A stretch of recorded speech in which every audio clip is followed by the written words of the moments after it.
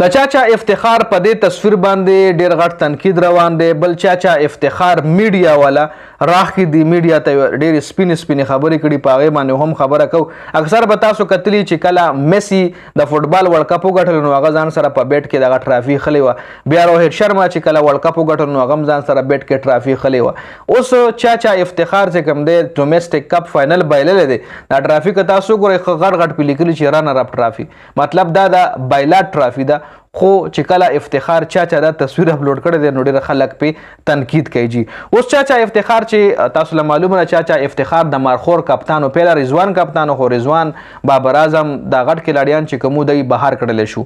دی د چیمپیون د کم ډومیسټک چیمپیون لیګ و دی نه بهر کړلی شو ځکه دی د انګلینډ خلاف په سکواډ کې دی نومونه راغل. پی سی بي فیصله وکړه چې بهر کوي، په هغې باندې ډیټیل ویلوګ ما جوړ کړی، په هغې خبره نه کوو. نو بیا د رضوان په ځای کپتان چې کوم دی د مارخور کپتان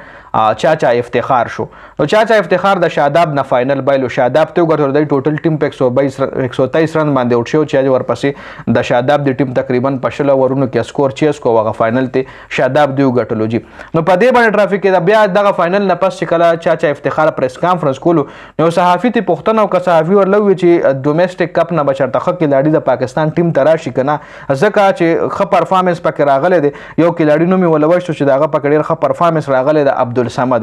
عبدالصمد په یو میچ کې په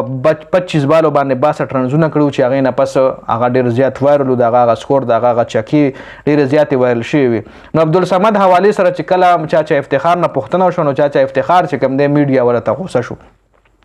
میډیا ته وایي چې تاسو نه یئ، ستاسو د لاسه کلاډیان چې کوم دي په یو اننګز باندې په یو ښه پرفارمنس باندې د یو اننګز په ښه لوبه باندې تاسو کلاډي راوچت کوئ او اسمان ته وخیجوئ او بیا وایي چې دی انټرنیشنل ټیم کې شامل کوي، او بیا چې کله هغه انټرنیشنل ټیم کې شامل شي او بیا انټرنیشنل ټیم کې هغه فیل شي نو بیا تاسو په هماغه کلاډي تنقید کوئ، هماغه کلاډي تاسو دا ډیمانډ کوئ چې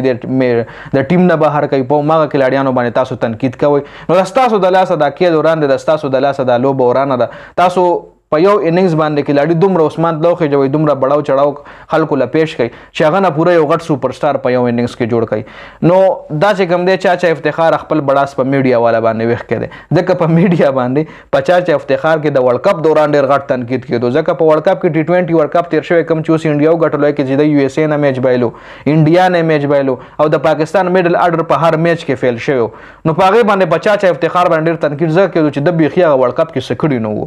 نو د هغه غوسه په میډیا والا باندې ویښه. خو اوس که د عبدالصمد په پرفارمنس باندې مونږ خبره وکړو نو د چاچا افتخار خبره ټیک ده.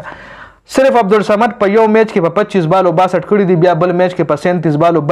35 رنزونه جوړ کړي، بیا بل میچ کې په 10 بالونو باندې 2 رنزونه جوړ کړي او فاینل کې په 0 باندې اوټ شوی. صرف دغه یو اننګز چې کوم دی دغه اننګز کړی دی. نو څه د ول ویل چې په یو اننګز باندې تاسو کلاډي اسمان له وخیجوئ او چې بیا کله پرفارمنس نه کوي بیا ځمکې ته راوبغوئ. او د عبدالصمد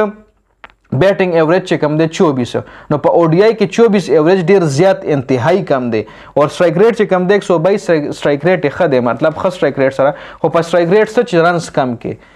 نو او بیا اوپنر بیټسمین یا میډل اډر بیټسمین سټرایک ریټ نه د میډل اډر بیټسمین چې کوم وي د هغه ایوریج په کار راځي، د هغه سټرایک ریټ په کار نه راځي، ځکه میډل اډر کې کلاډي سکور مخکې کوي، سکور بوزي، سکور کوي، بالونه زیات کم ته لګي خیر د خو سکور به بوزي میډل اډر کلاډي، نو هغه سچویشن مطابق گیم کوي. نو د میډل اډر کلاډي ایوریج چې کم دی کم از کم چې په ون ډے کې خو 45 نه برابر نو هغه ښه کلاډي وي، لکه اوس د بابر اعظم ایوریج 50 پلس دی په ون ډے کې، او نور که تاسو کلاډیانو ګورئ 40 پلس پکې ډېر کم کلاډیانو دی ایوریج مطلب دا چې په هر میچ کې چې کلاډي څومره سکور کوي د هغه یو ایوریج راوباسي، مطلب 10 میچونه کلاډي کړي دي نو د هغه د 10 وړو میچونه ټول راجمع کړي او بیا یې په 10 باندې ډیوایډ کړي نو هغې نه ایوریج راوځي جي. نو دا چاچا افتخار حوالې سره هم څه اپډیټس ما به تاسو سره شریک کړم. ډېره زیاته مننه، والسلام.